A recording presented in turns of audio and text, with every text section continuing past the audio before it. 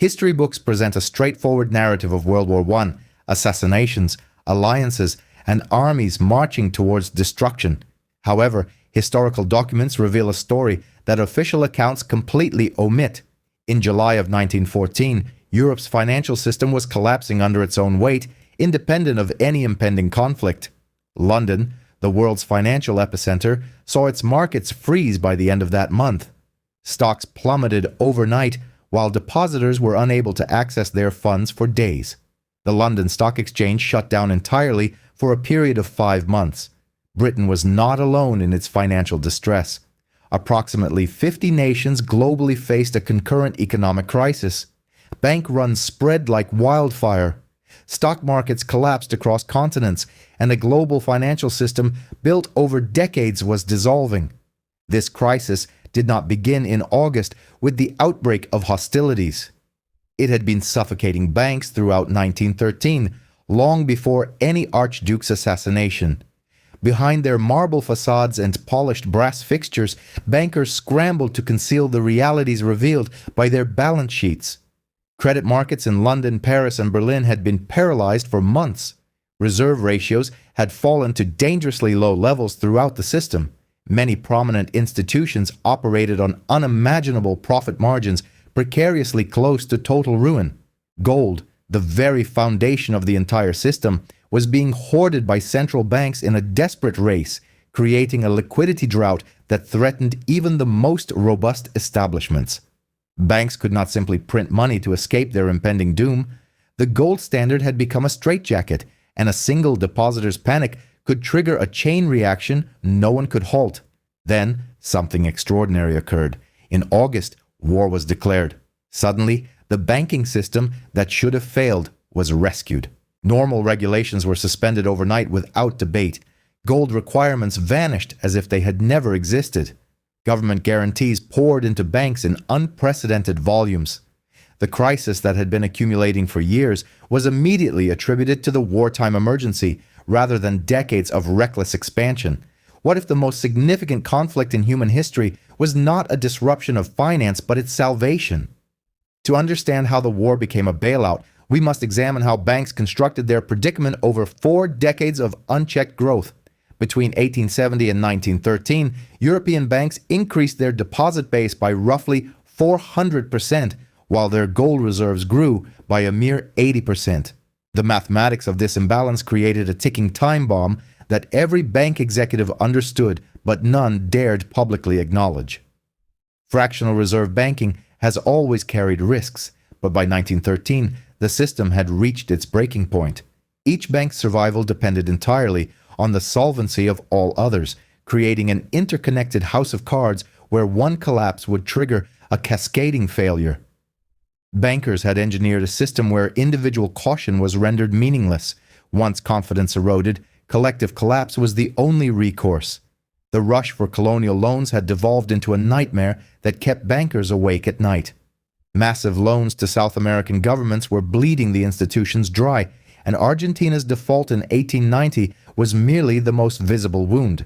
The Ottoman Empire's debt crisis was spreading financial contagion to any institution that had believed in endless imperial expansion.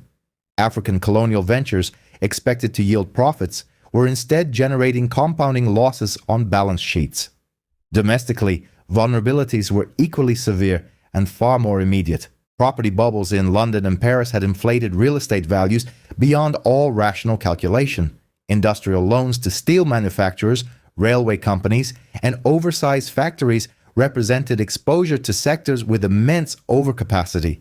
Consumer credit had expanded without adequate collateral, and the first wave of defaults would reveal how hollow these loans truly were.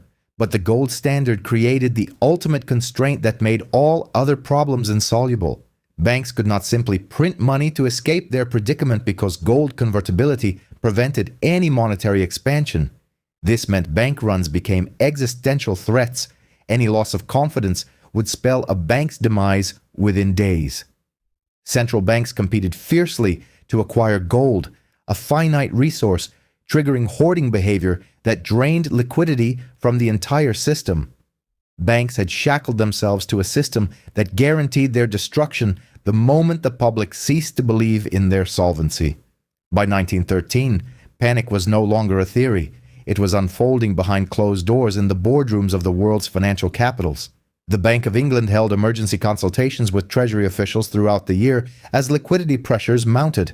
The Rothschild family, with branches in London, Paris, and Vienna, coordinated their responses to the deteriorating conditions they observed spreading across the continent.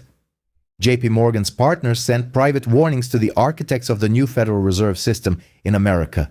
The Warburg brothers maintained constant communication between their European banking operations and their American interests, observing the escalating crisis on both sides of the Atlantic.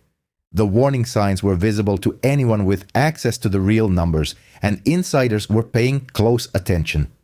Interbank lending rates began to skyrocket in the first half of 1914. As institutions grew increasingly reluctant to lend to one another, major banks quietly liquidated questionable assets before markets could grasp how worthless many of these securities had become. Insurance companies began refusing to underwrite certain bank bonds, a clear signal that actuators were identifying risks that public statements ignored. Wealthy clients with close relationships to senior bankers received private counsel to diversify their investments away from bank deposits. The mechanism of concealment required coordination across multiple institutions and even within the media itself. Banks owned or heavily influenced major financial newspapers and magazines, and bad news was systematically suppressed to prevent the panic everyone feared. Government officials carefully coordinated their public messaging to maintain confidence while privately preparing for the worst. Creative accounting practices masked reserve shortfalls that would have triggered immediate bank runs had depositors known the truth. Banks even entered into informal agreements to prop up stock prices, creating an illusion of stability where none existed. What bankers knew and what terrified them was that a single large depositor panic or a state default would trigger a chain collapse that no coordination could stop. They needed a massive distraction or a complete system reset. They received both with the outbreak of war in August of 1914. The onset of war in August of 1914 provided precisely the mechanisms banks needed to survive what should have been their extinction event. Within days, the normal rules that had governed banking for generations were suspended across Europe and America. The gold standard that had constrained every banking decision was abandoned almost overnight, meaning banks no longer had to redeem their paper promises for actual gold. Stock markets remained closed for months. New York stayed shut until December, London for 5 months, thereby preventing the panicked selling of bank stocks that would have exposed their true worthlessness. Debt moratoria were declared across the continent, meaning all those uncollectible loans that had accumulated losses were suddenly frozen rather than repaid. Government guarantees extended to the banking sector completed the bailout. The British government agreed to provide taxpayers with guarantees against any losses incurred by the Bank of England from purchasing financial assets whose value had plummeted. The Currency and Banknotes Act of 1914 took effect on August 5th, just 1 day after Britain declared war on Germany. New currency was printed in vast quantities, with the monetary base increasing from 288 million in 1914 to 531 million in 1918. The war provided the perfect excuse for every pre-existing problem on bank balance sheets. Failed colonial loans could now be reframed as patriotic investments for the defense of the empire rather than reckless speculation. The illiquidity that had threatened bank collapse was suddenly redefined as support for national mobilization efforts. All the mismanagement and reckless lending of the previous 4 decades were immediately attributed to the wartime emergency instead of the bankers who had created the crisis. But the real transformation occurred when governments became captive clients of the banking system. Nations required immediate, massive loans for mobilization, and banks suddenly became the sole source of war finance. This inverted the traditional power dynamic. Governments could not afford to let banks fail because losing their creditors meant losing the war. For the first time in modern history, banks gained unprecedented financial leverage over sovereign debt. In the first year alone, British banks loaned the government extraordinary sums with loans secured by future taxes rather than gold reserves. German banks absorbed government war bonds at preferential rates, guaranteeing profits regardless of the war's outcome. French banks restructured all their portfolios thanks to government emergency powers, converting private losses into public liabilities. American banks, though officially neutral until 1917, financed all belligerents, blurring the lines between good and bad loans.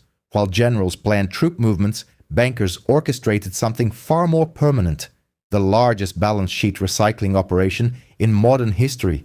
Banks held billions of dollars in questionable private debt, deteriorating for years. Failed railway projects, speculative real estate loans, and colonial ventures that would never yield profits. Governments needed immediate liquidity for mobilization and could not wait for traditional tax collection processes to generate funds. Banks proposed a solution that perfectly suited their interests. They would swap their risky private loans for newly issued government war bonds. The transformation was elegant in its simplicity and devastating in its consequences. The risk that was concentrated in bank balance sheets where shareholders would bear the losses was transferred to government ledgers where taxpayers would shoulder the burden for generations. Deutsche Bank's failing loans for Ottoman railways, which had effectively defaulted before the war, were swapped for German war bonds backed by expectations of future reparations that never materialized. British banks converted their enormous exposure in South America, accumulating losses for years, into what was repurposed as financing for imperial defense. French banks held vast amounts of Russian loans that would become worthless after the revolution. But during the war, these were transformed into Allied mutual support obligations. The scale of this operation was staggering when compared to the size of national economies at the time. The British government alone provided banks with approximately £200 million through various bailout programs, equivalent to about 9% of the entire national GDP. This was state intervention in the financial system on a scale that contemporaries deemed unimaginable until then. Banks emerged between 1914 and 1915 with cleaner balance sheets than they had maintained for the previous 2 decades, thanks to new accounting standards introduced under wartime emergency regulations that allowed for creative asset categorization. The cost was borne by those who had no say in the transaction. Future taxpayers found themselves committed to debts they had never agreed to incur and had not helped create. Inflation systematically transferred wealth from savers to banking institutions as currency expanded to fund the war.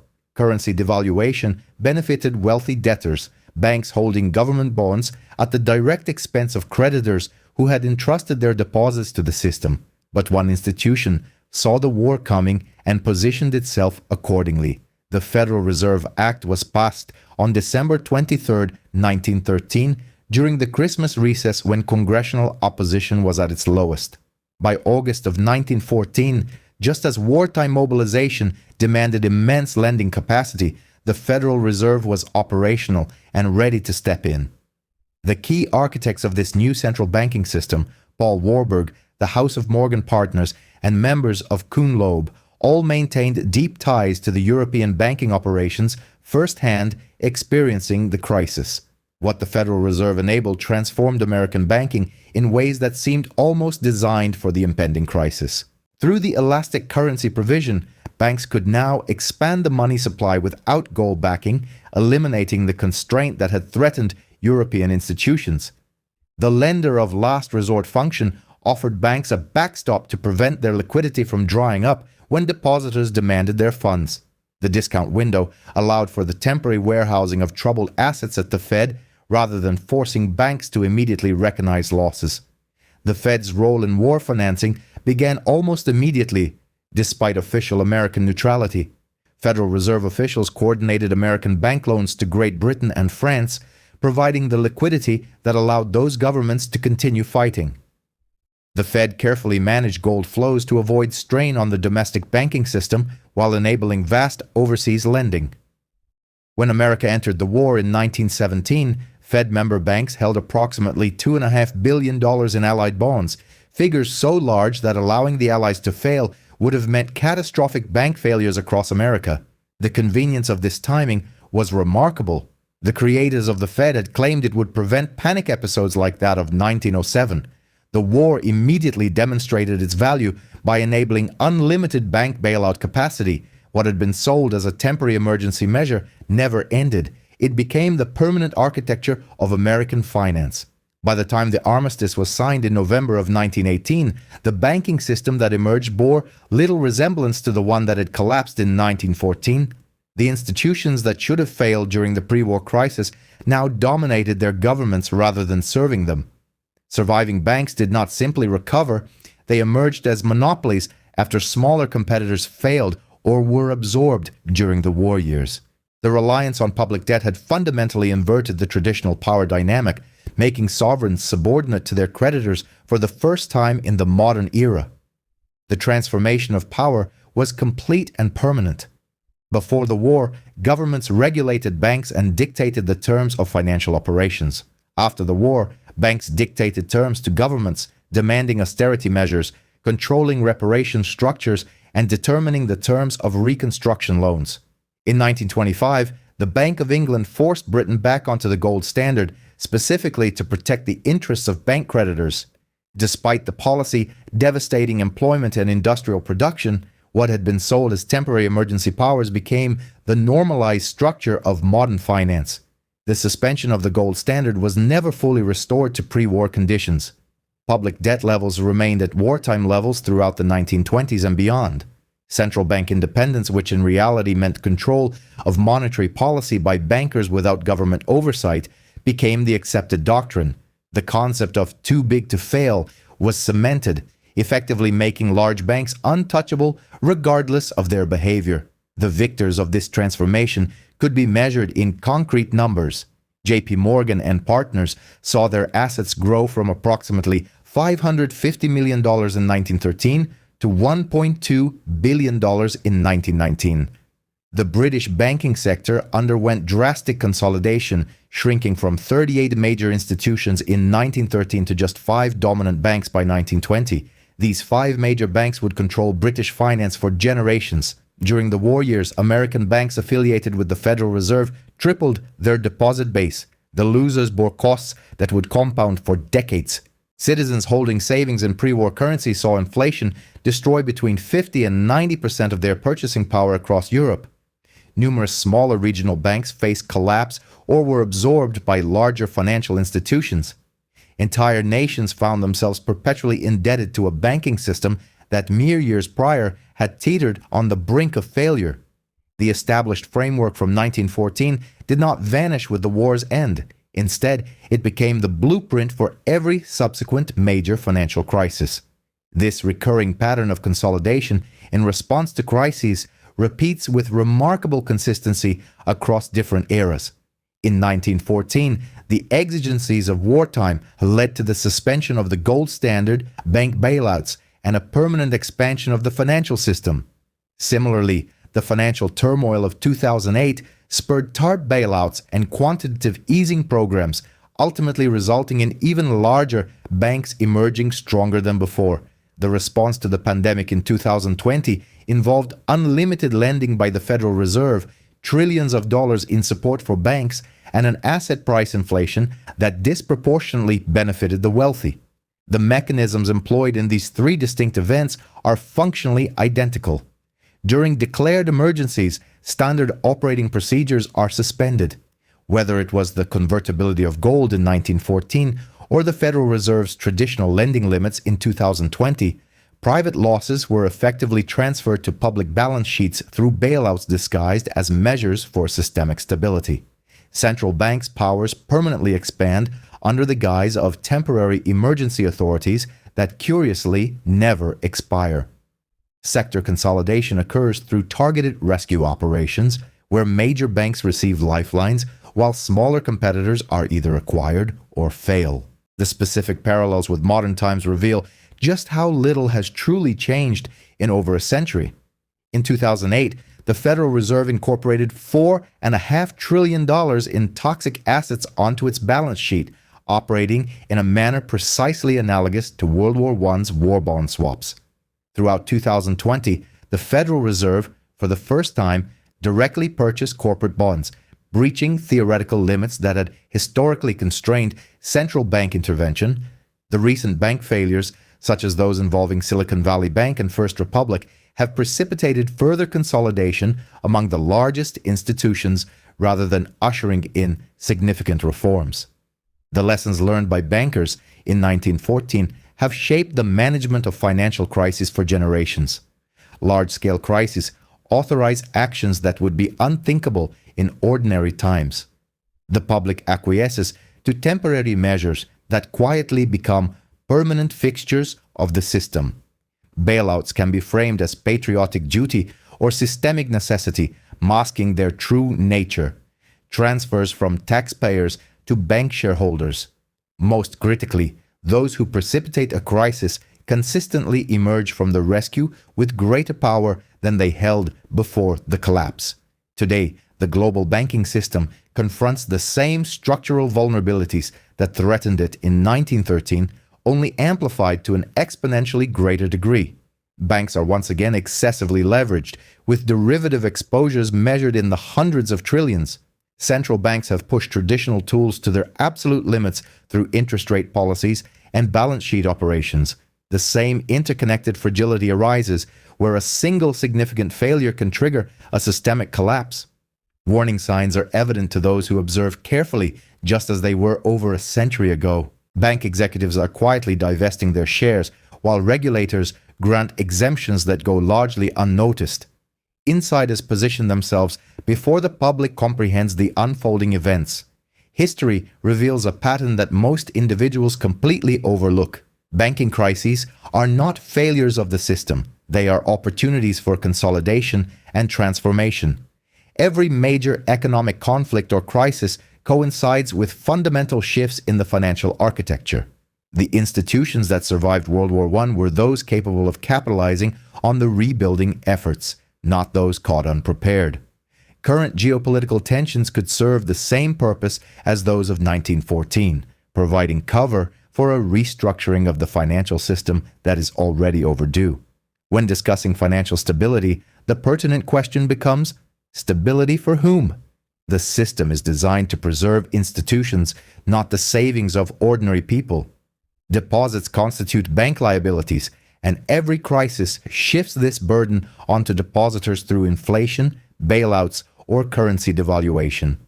Understanding this pattern provides something most people lack: the ability to perceive what is truly happening rather than accepting official narratives. Genuine security arises not from trusting banking promises, but from recognizing when the cycle is repeating. Those who grasp the patterns of crisis adopt a different stance than those who rely on institutional reassurances. The generation that lived through World War I learned these lessons too late. This generation must not repeat the same mistake. Banks teetered on the edge of extinction prior to the outbreak of World War I. Today they face the same structural problems, with a system even more precarious than before.